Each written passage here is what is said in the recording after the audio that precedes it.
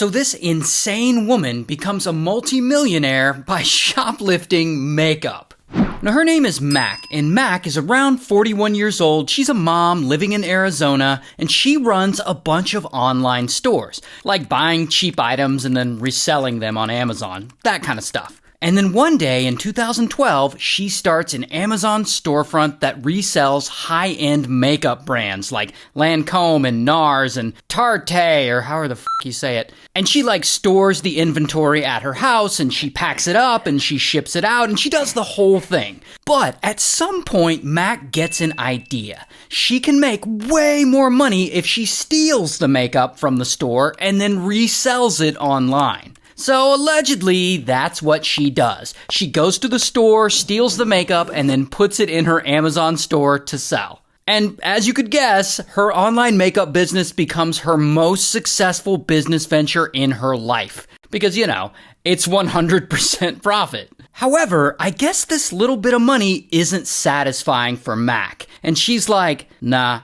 not good enough. And she wants to make more. So at some point, she comes up with a plan to get even more stolen makeup at a quicker rate. She's gonna have teams of people go out and steal it. And that's exactly what she does. She somehow gets these shady young women, all in their 20s, to each go out to different makeup stores, and they steal a bunch of shit, they give it to Mack, Mack pays them for their services, and then she resells it on Amazon. And let me tell you, it is absurd how well this scheme works. She's suddenly pulling in a lot of money. In fact, she's making so much money that in 2018, she and her family moved from Arizona all the way to California. And there, she buys a $1.3 million house. So her Amazon store must be doing pretty well. But even still, Mack is like, nah, not good enough. And she wants to make more. So in California, she decides to level up her game. And at this point, her husband is involved in all this, and his name is Kenneth.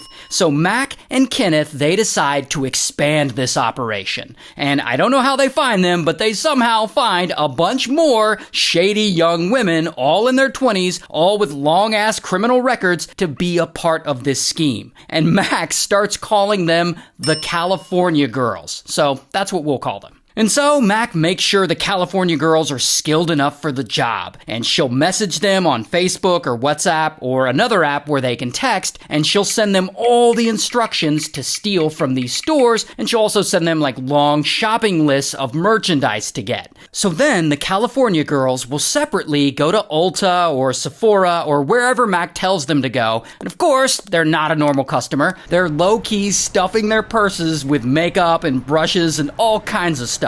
And the whole time, Mack is texting them, asking them for updates, making sure they get every single item from her list. And she actually ends up being kind of a hard ass of a boss. But it must be a pretty tight operation because these girls don't get caught. So Mack keeps sending them out again and again and again. And business is looking pretty good. In fact, it's looking so good that Mack asks the girls to start recruiting their criminal friends to help them like it's a frickin' MLM. And they do. So eventually, there are a dozen California girls all stealing for Mack's operation. But even still, Mack is nah, and she wants more. And so she instructs the girls to steal more than makeup. And she starts sending them to lens crafters and other stores to steal sunglasses. And she makes them start stealing purses. And she resells all of that on Amazon too. And that does really well. However, it's still not as well as Mack would like because she's still and she decides to expand outside of the state of California and go national. And so she starts sending the California girls to retail stores in different states across the country. That way they're not hitting up the same stores over and over again. And she'll send them money for flights to the East Coast, and she'll pay for their rental car, she'll pay for their hotel, and each of the girls will fly to a new city, head to a store, and steal some makeup and more shit. And then they'll give it to Mack, and she'll sell it on Amazon for a profit. And this is actually a picture of a bunch of the stolen makeup that Mack has stored at her house. I guess she keeps all of the inventory there. And if you're like, Ray, why would these young women risk getting caught and being thrown in jail over this? Because they're actually making a shitload of money. To Mack's credit, she actually pays her employees pretty well. At least one girl is making around $57,000 a month. A freaking month!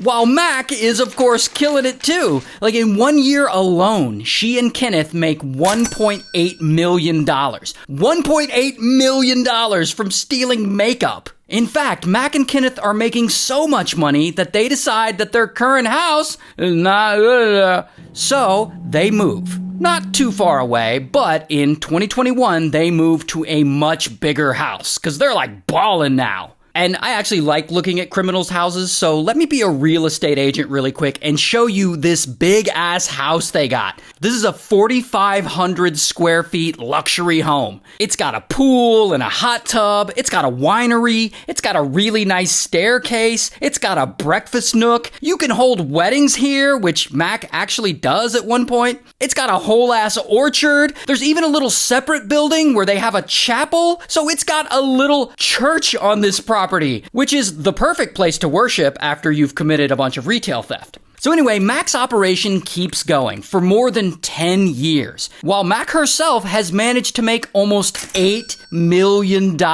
flipping all of this stolen product on Amazon. And so the empire she's built, I mean, it looks like it's untouchable. Until...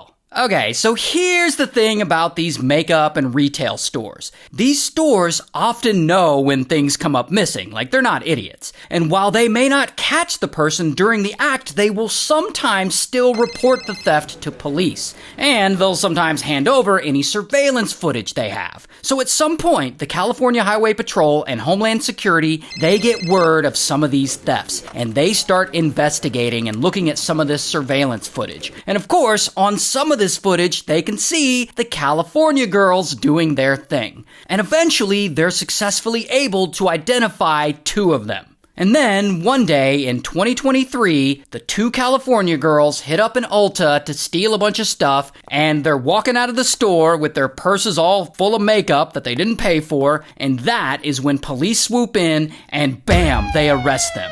Then, the police get a warrant to search one of the girls' phones. And in that phone, they find all those messages that Mack sent this California girl. You know, the ones with the very detailed instructions on how to steal and the lists of items to steal. And so, bam, they arrest Mack. And I don't have a mugshot, but here's a picture of her getting arrested in real life. Also, bam, they arrest her husband, Kenneth. Here's a picture of him getting arrested in real life. And both Mack and Kenneth, they take a plea deal, and he gets sentenced to 5 years in prison, while she also gets sentenced to 5 years in prison, and they're both ordered to sell their big-ass new house to pay restitution to Sephora and Ulta.